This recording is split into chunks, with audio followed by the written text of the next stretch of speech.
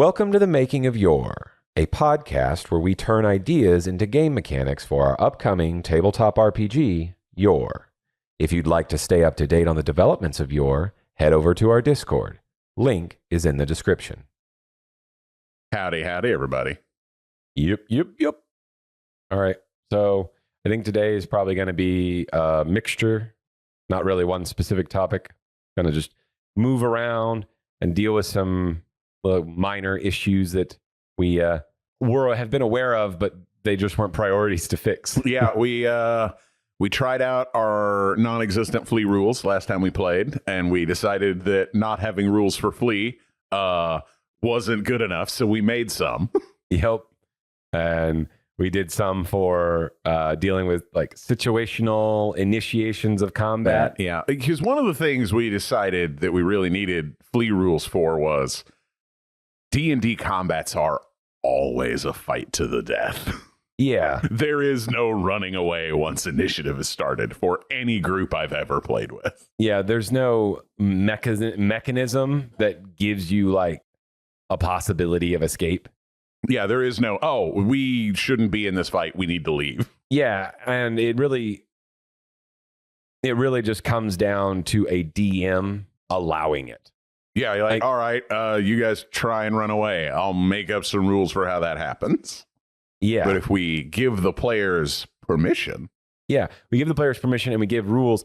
It actually protects the player and the DM, because then the DM just follows the rules. And if something happens, because this is a tactical, not a tactical, but semi-tactical RPG game. Yeah. Players can die, right? Mm-hmm. And if a player dies, it's not the DM's fault if they're just following rules. Yeah, like we did this. You guys, you fled, and then we used those chase rules that we made up, because if we have rules for fleeing, we also have need of rules for pursuit. Yeah. And then you had your 1 to 4 chase encounters, and you either got away or died. Yeah. And one of you died. You know, it's, if you don't have rules for that and you do something like that, then it feels unfair. Then you look at the DM and you're like, man, that was a bunch of bullshit rules that killed my character. But if there are written rules and the GM's like, follow the rules. I just did what it said in the book. It's not my fault. You guys are idiots. Yeah. If you have a complaint, maybe you should get on our Discord and lodge a complaint. Which could, And then he will listen to you and I will tell you to fuck off. Yeah, exactly. But who knows? Flee and chase rules could change some, because we've only made them and never tried them. They need to be play tested, but for now, we like them. Mm-hmm. And let's see. Oh, we need to talk about what it means to be prone. Yeah. So we talked a little earlier about how we need a name for things that aren't permanent conditions or one-round statuses. Yeah. Like being blind while you're in a fog cloud, or being prone. Things that you could fix immediately and no one can stop you, but are definitely affecting you at the moment. Yes. So we need probably a name for that, and then we also need like we know, we already know what being blind does to you. So in the context of like fog cloud, it's just like the blinded status. So you're going to have the same effect upon you. It's simply that if you leave the area that's affecting you, you lose it, unlike some of abilities that make you blinded for a round. But prone is a unique one, because you are very much always, it is within your power to stand up, really with any of the abilities that we've made that knock you prone. So, but yeah, not a status, not a condition. We could just call them like temporary conditions. Could just call them temporary conditions. Could call them. I don't like something too generic like effect. So we need something specific. Circumstance. Oh, it is long, but circumstantial condition. Yeah. It's not. It's fairly descriptive. Yeah. And terrain, all terrain effects will probably be circumstantial conditions. Yeah. And I feel like that's relative. It's a long name. Yeah. So we could get like a permanent condition or a circumstantial condition. Yeah. And we could call it a circumstantial condition, and then we could use it in many cases. We could give like the word circumstance as like a proper noun that occurs that references this longer capitalization, baby. Yeah. That's not terrible. I like circumstantial condition because it's a thing that's permanent while you're in the circumstance. Yeah. As long as you are prone, you are prone. You have the conditions of being prone while you are prone. Yeah. All right. Walking speed reduced to 5 feet. Okay. I feel like being prone definitely doesn't hamper your burrow, swim, or fly speeds. Yeah. It's probably very helpful for you to be prone in those circumstances. Well, and once you use one of those movements, burrow, fly, whatever, you are no longer prone. I don't know if we'll have to delineate that somewhere, but obviously once you start burrowing, you no longer have the prone conditions. Yeah.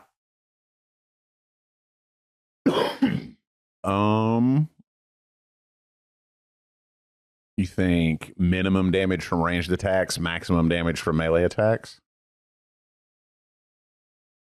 Yeah, I don't hate that.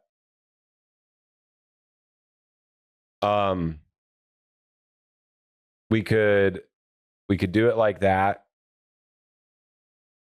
Could be that ranged attacks. I think we try it like that. Yeah. And we decide and see if that's too powerful.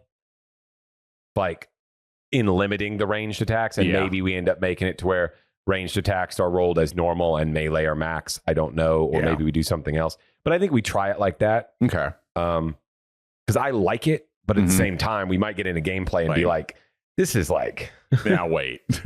This makes the ranged ability to do damage to someone who's prone like 2 minimum. Yeah. And you like might choose this instead of taking cover or something. Yeah. Because once you're prone, there's no action economy to stay prone. Yeah. So you just lay there. Quick action to stand back up. I know D&D uses half your movement. I don't really like that. Yeah, so once you're prone, it basically when you've been knocked prone and there's somebody next to you, it makes prone a lot more devastating. Yeah. Because you're losing. Now, for creatures, though, it won't be as big a deal because most of them aren't using quick actions anyway. Yeah. So it's not going to really cost them anything. But for players, it will cost quite a bit to get knocked prone. Yes. Yeah, I say we try it all like that, and then we can adjust from there if we play test it and we're like, this is weird. Yeah, this sucks ass. Change it. It'll be minimum damage from targeted ranged attacks, or will it also affect AoE ranged attacks? Like, for example, Molotovs, grenades, fireball. Targeted attacks. Yeah. A single target. Yes. Because technically fireball is a targeted attack. It's just not a single target attack. Yeah. Yeah, and that's cool too because it means that knocking someone prone also, well, I guess the movement one is probably more true though. Yeah, there's two sides to it. I think this is good because it makes knocking someone prone is more valuable in combat. Yeah. And less valuable when chasing someone. In D&D rules, it's less valuable in combat, but it is very valuable if you're trying to keep someone from running away. Yeah. Making them use half their movement to stand up is yeah, these are the movie rules of movement, which means that anybody who gets knocked down can get back up very quickly. Yeah. But nobody catches somebody in a movie chase scene because they tripped them. I don't know about that. Sometimes that is the gimmick in some cheesy stuff. Yeah, that's only cop shows. Stick a foot out, trick somebody. That low. Yeah. Now you got to have a fucking fight. Yeah. You got to beat the shit out of some dude to catch him in this game. Yeah. This is more action than it is sitcom or buddy cop or because I'd say that is a really common trope in your buddy cop is trick that guy. Yeah, he takes the shortcut, runs around, trips him from the other side of the fence. Yeah. Yeah. All right, yeah. Max damage from melee, minimum damage from single target ranged attacks, quick action to stand back up. That's, I think, all we need. Hell yeah. And Terrain, I'll probably just put in here that terrain effects are circumstantial conditions. Yep. And we haven't made all of those. Yeah. So there's not really anything to put here. Yeah. But we'll have volcano, storm, hurricane, whirlpool, all the cool places to have a fight. I might even reference these as a CC. Yeah. Because I don't want to write circumstantial condition everywhere in this document. CC me on this. Yeah. Well, and often CC is referred to as crowd control. Yeah. Facts. So that's probably more apropos than carbon copied. Yeah. It is more appropriate for sure. Yeah. It's a little more relative, germane to the subject. Yes. Okay. I've got some notes down here for this, enough that we'll be able to move forward and build other things, terrain effects. I don't want to work. Go ahead. Oh, yeah, in that vein. Yeah, I don't really want to try and start working on terrain effects. I think that's probably turkey time. Yep, that's where that is not particularly interesting podcast material because it's a bunch of me and you staring with our mouths open at the ceiling. Yeah. A la turkey time. Yeah. We would, we could throw some terrains out, but I think that there are more terrains than... Yeah. Anything we make right now is going to get changed later. Yeah. Not even a thing we've started on really at all. I was thinking, we got rid of the versatile weapon property. I know this is absolutely nothing to do with what we were talking about, but I've been watching a lot of like medieval combat manual stuff on YouTube and the internets in general. And what if versatile, instead of changing damage or whatever, added reach to a weapon? Because one of the things you can do with like a two-handed sword or whatever is if you've got it in two hands and switch to one, you get another 2 or 3 feet of reach on that thrust. I don't hate that. The problem is we haven't really made reach at all yet. Yeah, and we don't have, none of the two-handed weapons have reach. Mm-hmm. And like some two-handed weapons wouldn't have reach, like say a hammer. Yeah. Like a war hammer is obviously not a very long weapon. No. It's just a heavy weapon. But like a long spear, which would also be a two-handed weapon, should be able to reach substantially farther. So like it comes into how reliably do we want to replicate that you can reach a little further with a great sword, or that you can reach way out there and touch somebody with a pike. Yeah. I don't hate it. I'm just hesitant to be this the condition in which we add reach. Yeah. And I think if we do that, we probably have to relook at a bunch of other things that we debated whether or not they should have reach. Because I don't hate it having reach. It's just that there's also other things that might justifiably have reach. So I don't know. I think I'll throw that in. Let's see. Like something along the lines of, for one attack per turn, you may treat a creature's 10 feet away from you as adjacent. Something like that. Yeah. So a versatile weapon, it wouldn't give you any damage bonus. Yeah. It would just give you like just the ability to attack once a turn at a longer distance. Yeah. Well, that is an interesting idea for sure. I'm trying to like digest that. Yeah. In comparison to our other weapon properties. So it would probably be, so it'd be a 1 cost. Yeah. And you would take, so if you have I don't know, maybe it's a 2-point cost and it's that plus 1 damage. Okay, yeah, we don't have any 2-point costs yet. We talked about making... Because we got one for armor. So versatile would be... Because you have sharp, which is 1 point of damage. And of course, two-handed is 2 points of damage. And right now, of course, two-handed wouldn't allow you to take versatile. Yes. Because right now we have two-handed excludes thrown, versatile, and concealable. Yes. Because it's spend 1 point to get 2 points of damage. So its value means it must reduce versatility, if you will, or options. Yeah, it's heavy. And so if we have a 2-point versatile, so only fighters and their derivatives can use it. Mm-hmm. because you obviously don't have. You can't have it on a simple weapon. Yeah, or at least at the start of the game. Yeah, you can get a magic version of this that's got simple for free. Yeah. Do you, as a fighter, let's say you're choosing between, you're gonna take sharp and two-handed to get 3 points of damage. Yep. Versus take versatile, which is 1 point of damage and the opportunity to strike from far away. And it would only be on one attack per turn? I think so, unless you think it ought to be more. Well, so I'm thinking that there are like circumstances in which this would, at only one in which you might use it. But like, if you're going to run up and you're like, I want to stay 10 feet away from this thing, so I'm going to hit it once. Yeah. And then I'm going to use, I got to use my quick action on something else because if I'm a fighter. Yeah. Because I don't want to get in range to hit that him. thing. Yeah. So I get to attack him once and do something else. Yeah. And so you're forcing the decision to use your quick action on other things to gain that benefit, because otherwise you're going to have to step in. It could be with a fighter, you could use this on your quick action and have your action to do something else. Yes, this is true. Well, it's all going to be on a fighter anyway, just because like, at least at the start of the. Yeah. Well, because expert doesn't have proficiency. Yeah, it doesn't have the weapon proficiency. So you do that, and you would, if you're swinging one attack, I mean, you are off the bat doing 2 points less of damage. Yeah. To be able to hit someone. But if you just go up and hit somebody, you're doing 4 points less of damage. Like if you're going to hit them twice, and that's all you're doing because you're getting within the same range to hit them twice. Yeah.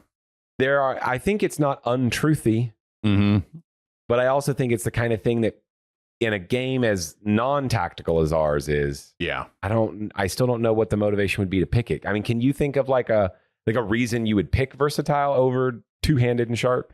Or if I was like heavy? An archer or whatever, particularly if I was you were going to be like a fighter into ranger, or really into arcane archer or something like that, elementalist archer, whatever we fucking called it. Yeah. But it's something that's got melee proficiency, but is going to be a ranged character. Okay. I imagine that will be pretty popular. Because you're intentionally trying to keep your distance. Yes. And you also will probably be using one of your actions to shoot a bow. But if the enemy isn't adjacent to you, you could just use your bow.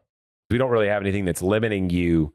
If someone's 10 feet away, we don't have anything that just limits you from using your bow in that context. Yeah. Because our bow thing only really limits you if someone is on you. Yeah. Yeah. Really nothing that augments those. So what could it do? I don't know that I want to go much further than that on like a reach property that lets you do what reach weapons do in D&D, which is 5 feet away you can't attack and 10 feet away you can attack. Yeah. I never really liked that. Well, and it wouldn't fit for a versatile weapon anyway. Yeah, it's in any case. You could argue it for like a long spear, but you couldn't really argue it for like a bastard sword. Right. It does not work that way. So the current thing we have is that all one-handed weapons that don't have concealable are versatile. Yeah. And if you wield it in two hands, you get a point of extra damage, which would be like holding a dagger with your one-handed weapon. It's the same. Yeah. Which would mean like if you are, if you're someone who took a simple sword, like you're a ranger. Okay. So maybe it is you can reach out and for one attack per turn and hit somebody further than 5 feet away. It doesn't give the point of damage. It's only 1 point, and it can also combo with two-handed.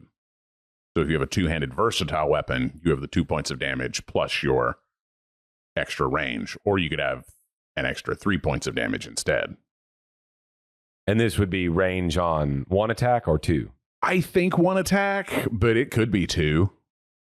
I guess it could be two because, well, I don't know that there's any reason. Because anybody who's going to be able to use this is probably going to have two attacks. Yeah, because you're probably not going to pick it Well, I mean, if it were only 1 point and it's giving you the ability to hit someone once and not have to be adjacent to them, then I guess it would probably be most likely to be picked by someone like the Druid. Yeah. Because you only get one attack, and that attack is necessary for your resource generation because you have to hit someone with your shillelagh. Yeah. So you would, and they're proficient in their shillelagh. yeah, and they would probably be the most likely to want it. Yeah. So Way of the Living Weapon would probably be popular for them. But it would be less popular, I think, for anyone that's coming off fighter. Yeah. Because you have 2 attacks and you're probably going to want to use both of those attacks. So we can just let it be on all your attacks. But I think making it that way would make it more tactical. Yeah, we can. I'm cool with trying it. I don't dislike what we have right now. Yeah. Only because I like when you wield a one-handed weapon in 2 hands, it does an extra point of damage. Okay. But I think that would work this way as well. Have a different property that allows you so if you had sharp and versatile. Okay.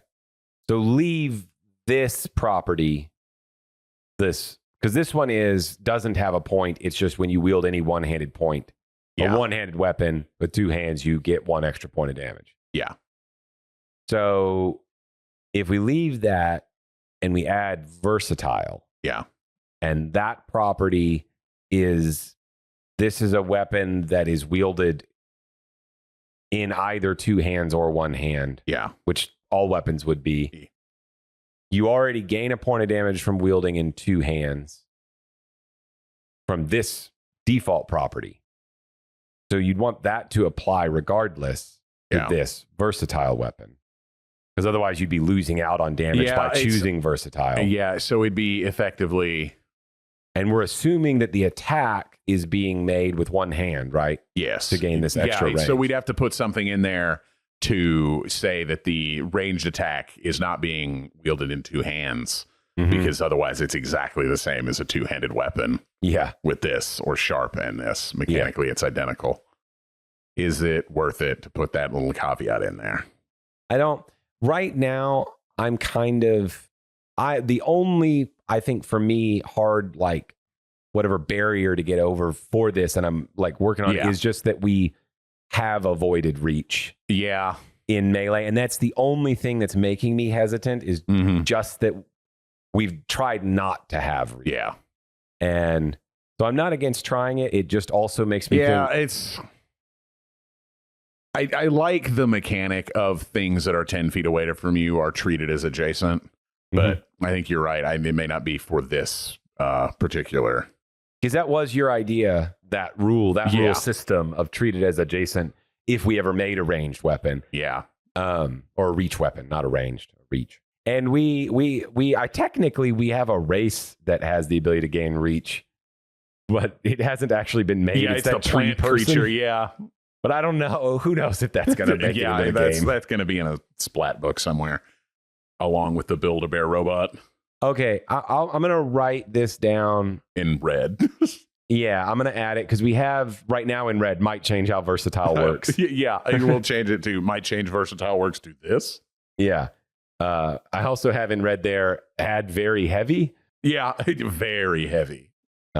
Which would have also that might be a good magical property. Oh, okay. Yeah, we had talked. Like an enchantment. I was thinking of very heavy as like a 2-pointer. Yeah. Like this is like a crudgel. Like you're carrying something that like is used a certain way. Yeah. To do a certain thing.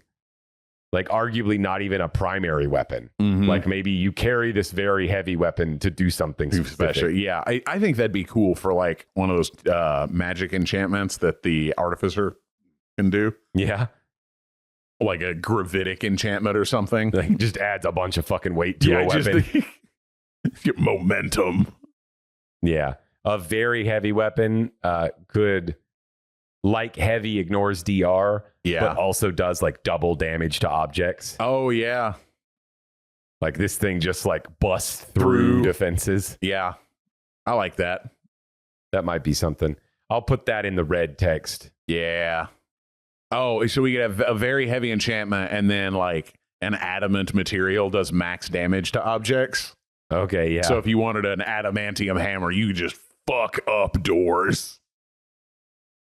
Oh, I guess on this, okay, actually for the very heavy, Yeah. should it be double or should it just be you deal max on the die for very heavy? Well, I like double for very heavy, and then the material is what lets you do max. So you'll roll your dice and double it. Yeah, it would be sort of like if you hit a block of marble with a bigger block of sandstone, you will probably fuck the marble up a little bit. But if you hit that block of marble with a bigger block of steel, you will fuck up the marble a lot. Yeah. Okay. So very heavy. So it's like heavy, but double the damage on your dice. Yes. Yeah. Roll. Yeah. Double your dice. I'm going to leave that in red so that we can still think about it. Cool. But I think that's an interesting idea. And the more that we make, not necessarily even terrain, but you might carry this not really for hitting people most of the time. Yeah. It's your doorbuster. You know, every now and then there's a wall where I think there ought not be a wall. Yeah. You guys want to go through this wall here? Yeah. We ought to be able to just go right through here. Okay. So those are some ideas we should definitely mull over. Cool. Because I do like the idea of adding a few more weapon properties. Yeah. And we have enough. Yeah. It does probably 99% of all weapons ever made. But if we added a couple more weird ones. Yeah. But like carrying a gigantically heavy weapon for knocking doors down is something we do today. Yeah. Well, and the weapons that our system doesn't cover are weapons that were pretty much only used in formation, like really, really long spears. Yeah. Which this game is not meant for that. Yep. This game is analoging small combat of a couple people. Yeah. And we're going to have different rules for analoging Mass combat. Yeah. And doorbuster does make sense. Yep. Yeah, it's anything that would be carried by a SWAT team. Yeah. I mean, a very heavy weapon is basically just like a 20-pound sledgehammer. Yeah, it is. Essentially a 20-pound sledgehammer or what? How much do those like modern day battering rams? Oh, weigh? yeah, they're probably 40 or 60 40, pounds. 60 pounds, something like that, depending on if they're one or two person. Not something you would wield to fight a person. Yeah, I know. This is inconvenient to fight with, but if you did hit someone with it, Yep. they would feel it, regardless of what kind of armor they were wearing. yeah. Okay. What else do we want to throw around? I was also thinking we need some like legendary weapons. Like D&D has their whatever, like Black Razor or whatever. Mm-hmm. But like they have I know most of them actually come from Greyhawk, the original setting, but I'd like to have some like generic legendary weapons that like, oh, this is your system sword. Yeah. Okay. Agreed. Like D&D's got their Axe of Dwarven Kind. Yeah. I like that. And I agree. Let me make a little just legendary section. weapons and like working concepts. Or put them over there next to the magic items we already have, I guess. That's what I'm going to put it there. Because I'm thinking, like, obviously we're going to make legendary weapons when we get to the point that we're making campaign worlds. Yes, campaign worlds are where we'll probably put a lot of those things. But we could make a couple of like generic ones, generic legendary weapons, if nothing else, to show like these are things you can just use in your game and give them as big rewards to characters, or here's kind of what a legendary weapon should look like if you want to make your own. This is roughly the power level. Yeah, we got to put that staff of the imminent apocalypse in there. Yeah. I hope that's what you wanted it named. Yep, perfect. I like it.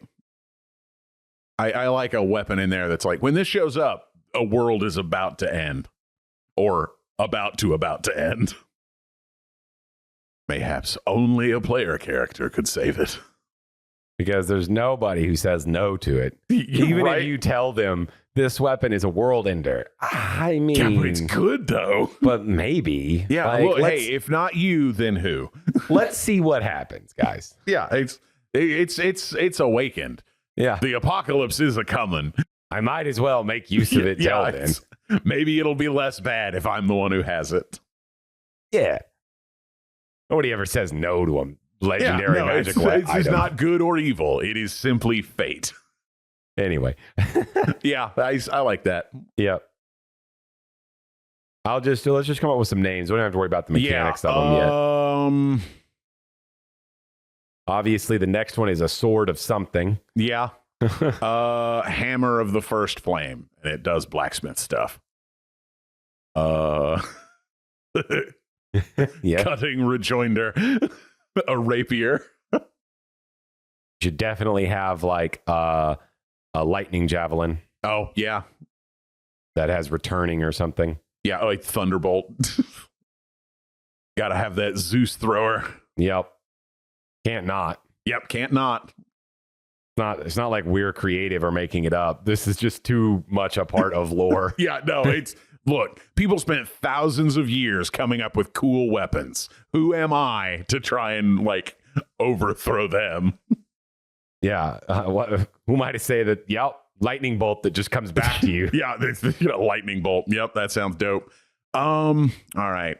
My favorite mythological weapon is a spear from like Celtic mythology called Gaybolg, which like whenever you're hit with it, it like crawls through your veins and nerves and stuff, but you also have to throw it with your toes. Okay.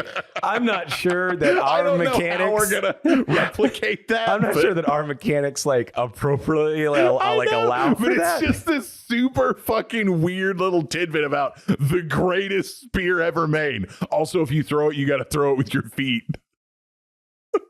I mean, we don't have mechanics for throwing things with your feet. Yeah, but we could make something. So what if we, instead of worrying about the feet part, have a weapon that you throw and it impales the person. Yeah. Kind of like the ice spike does. They have like one turn to pull it out of them. Yeah. And if they don't pull it out of them on their next turn, it just like goes in them. Oh, yeah. Spear of the Impaler. Yeah. And it is just like, yeah, it like enters their bloodstream, if you will. Yep. And now it is just in them and it does something bad to them. Yeah. And then whenever they die or at the end of combat, it maybe exits them. Yeah. I like that. Yeah. Impaler's spear, something like that. Could be Impaler. Could be Blood Spear. Oh, yeah. Because part of me thinks that I kind of get bloodthirst. Yeah. Okay, but yeah, bloodthirsters are normally a sword, but I like the idea of making blood. It's just a spear called bloodthirst. Yeah, I kind of like that because the name Impaler, I feel like I want to do something else with. Yeah, that's I like bloodthirst, the spear. Yeah, and that's great too because it can basically just do what the bleeding effect does. Yeah, which is like at the start of each turn, it just does like 3 true damage to them. Yeah, it just sucks it right out you. You know, being that we're talking about this, I kind of like the idea that we make something like javelins. Because we have these weapon kits right now, like thrown weapon kits. Yeah. And you get like X number with the throwing daggers, throwing knives, right? And what if we made like a javelin kit? Yeah. And you get less of them. Yeah. They don't do any additional damage, but you're giving up the less quantity. And what they do instead is they provide a negative effect on the person you hit. Oh. Like you get hit by a javelin and you are impaled and it reduces your movement speed. Yeah. Or something like that. Yeah. Like what, not Plumbata, the other one that Romans carried. Pelum. Yes. Like a pelum. Yep. Exactly. I know that's not. Because it's for hitting a shield. I know, avid Romaboo, that pelums aren't actually supposed to stick in a sword and bend over, but this is Fantasyland, goddammit, so I say they can. Yes. And so you might throw a javelin to reduce, which is really cool because it could play into our flee and chase rules. Yeah. You hit a dude who has higher speed to reduce his speed. Yeah. I like that. but it also reduces it in combat, and it's like whatever, a quick action or something. It could be that thrown weapons are like daggers and axes and whatever, things that you could fight in melee with or whatever. Or there's this big list of like shuriken and like javelins and bolas and alchemist fire, whatever, like these big lists of things that you could also throw, but don't necessarily fit in the kit of like our actual like melee weapons. Yeah. Like technically you could use a javelin as a melee weapon. Yes. But in all ways, javelin as a melee weapon against regular actual melee weapons. These things are not designed to be used in melee, and anything with the thrown property from the weapons list is designed to be used in melee and also thrown. Yes. So a throwing knife and a dagger with the thrown property are different. Yes. A dagger with the thrown property is still very good at being used in melee combat.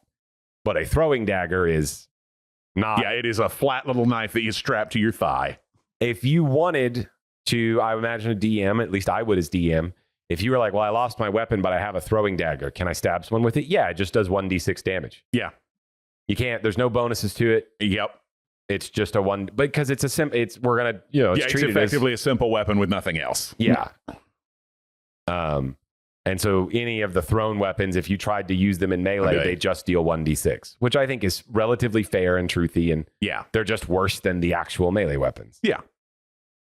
They just do something extra that's cool. Yeah. Sometimes the thing they do that's cool is there are just 5 of them. Yeah. Like the throwing knives. You like throwing knives. And with the javelins, you maybe have like 2. Yeah. But they reduce movement, so they have a utility. Yeah, buddy. Yeah, I'm pretty sure Romans carried like 2 or 3 Pelum, so that would be, it'd have 2 or 3 in there. I'll have to look exactly. Okay. What, I'm sure it was probably different depending on what manner of reform was going through the Roman legionaries at the time, but yeah. Well, and we'll because we're going to add more of these. We just threw 1 in there. Yeah. And so we can adjust the quantities so that the one with no effects has the greatest quantity. And then this one, and if we decide we want to come up with another effect that could be on a throwing weapon, let's say we wanted a throwing weapon that would bleed an enemy. Yeah. That could have a lower number or something, and so we can vary these quantities. Yeah, we can swap them up or whatever. But I like this idea of like thrown weapon kits being. Yeah. Especially because we went through all that work making our like equipment slots. Yes. Okay. So we'll do that. Cool. Dig it. Anything? Okay. I'm going to put the Impaler down. I don't know what it does exactly. And then Bloodthirst, the spear. All right. Yeah, I got that already. We need a darkness one. Like the one that creates darkness around it? Well, I just something that's got darkness elements to it. I don't know. But everybody wants to be the protag power, the spell sword with the dark sword. Sword of Shadows? Yeah. All right. We have a Sword of Shadows. I don't know what it does, but yep. I actually don't hate the idea that a Sword of Shadows creates an area of darkness whenever you kill a target. Yeah. You down an enemy, you are hidden. Oh man, Sword of Shadows creates an army or like a globe of darkness around you. Anyone in that darkness is treated as adjacent to you. Oh yeah. That's cool. Yeah. That'd be dope. What other elements do we need? We need all 5 of our cantrip elements. And 4 legendary items. Yeah, we need a fire one, which we've got with Sword of the First Flame. Hammer of the First Flame. Yeah, Hammer of the First Flame. We've got Thunderbolt. Yeah, Thunderbolt, so that's lightning. Which is lightning. We need an acid and a cold. Okay. Acid should maybe be a dagger type thing, you think? Or is that a poison? We don't really acid, there's a poison dagger of some sort, but sacrificial blade. I'll put poison dagger down. Yeah. We'll spitball some of those. Cool. So acid and ice. Yeah. The all cleaver. It's an acid axe. Okay. Maybe we want something that also I was thinking an earth type one. Which acid is sort of our somewhat our earth damage type a little bit. But, Okay. Hear me out. An incredibly heavy baseball. So I don't dislike that. My first thought was like a weapon that lets you like terrain like forms around it and you hit people with like, and like my head, I was thinking like, so do you like pull stone out? It's a spear. Uh-huh. Actually a shovel.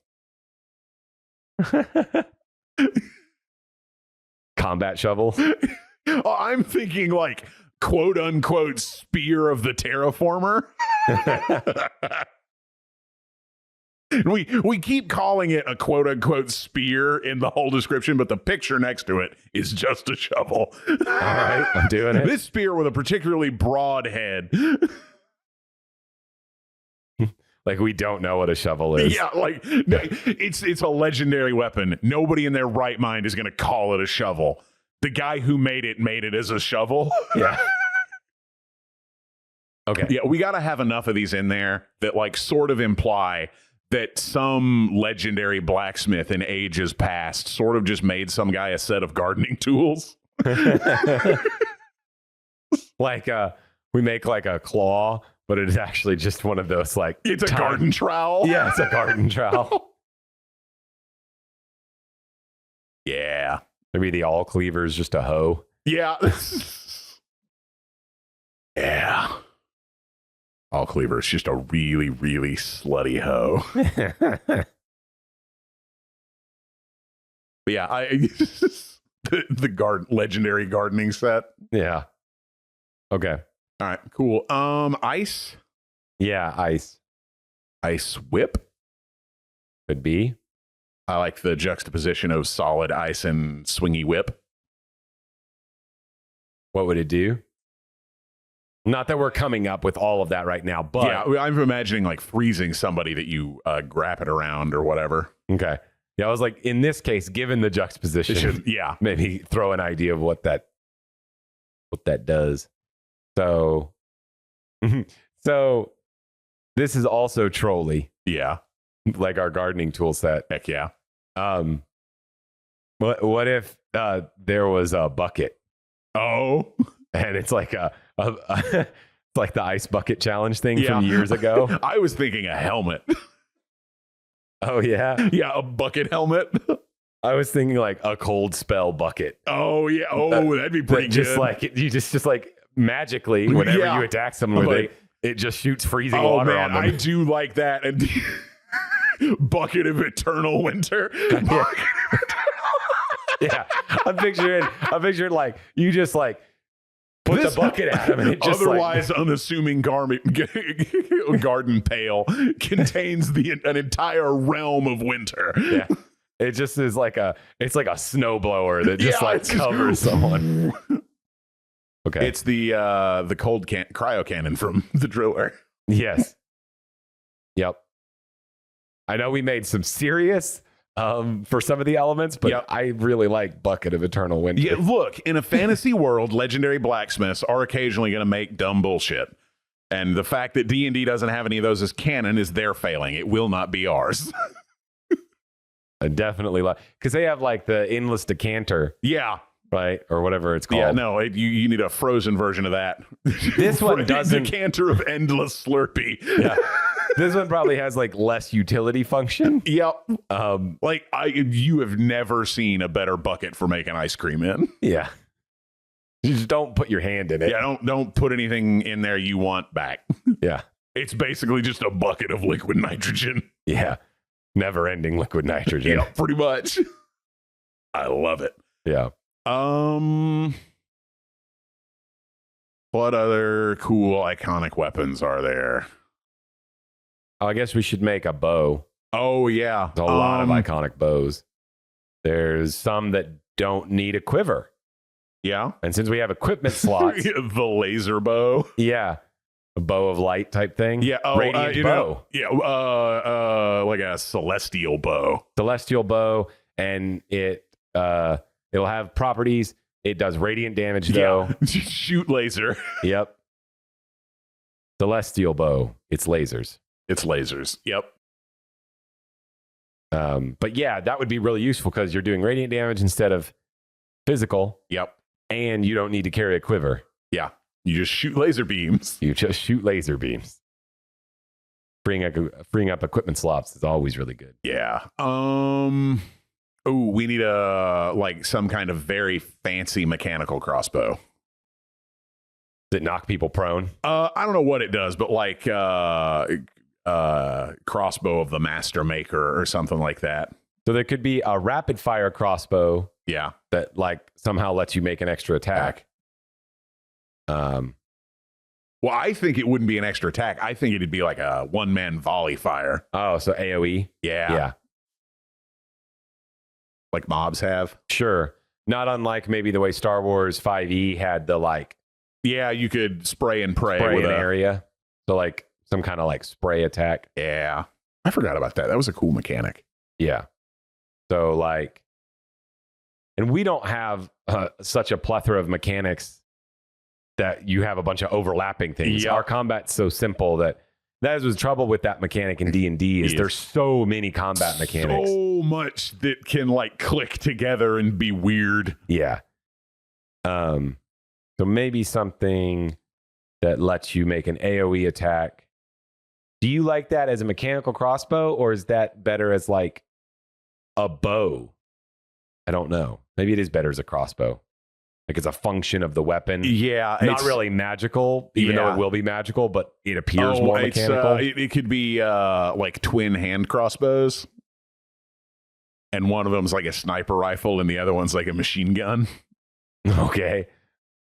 Well, no. One of them's like a sniper and one of them's like a shotgun. Oh, because that's the trope combo is sniper shotty. Sniper shotty. Sniper shotty hand crossbows. Okay. We need a legendary spell book.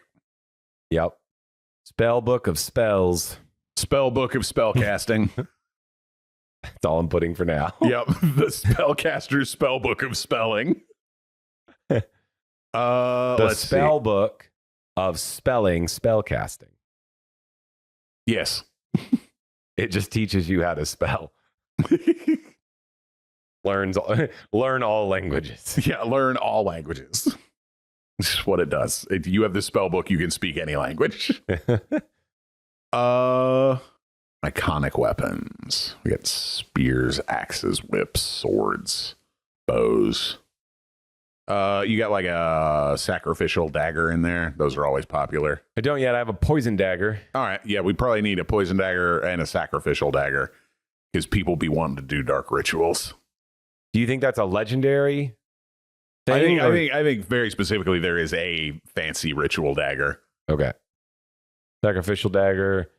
We still haven't made a whip, so I'm just going to put whip down for now. Cool. We need to make one of those. And it may also be ice themed. Yeah. But I just got off on that bucket. Of devotion. Whip it into shape. Is it, how do you want to spell that? D apostrophe or D hyphen votion? I think DEVO hyphen. Okay. That's, I think, plenty for now. Yep, I think it's good. We may, who knows, we may not even keep all of them. Yeah, almost certainly some of these are going to change. Yeah. The names will get better or more stupid depending on your point of view. Yes. But it's a little fun section of ideation. Cool. Rather than just working on something. Yeah, just all right, what if cool names? For the record, that was fun and in no way related to anything that we needed to work on for tier 2, because none of these are going to pop up at tier 2. Yeah, no, these are all.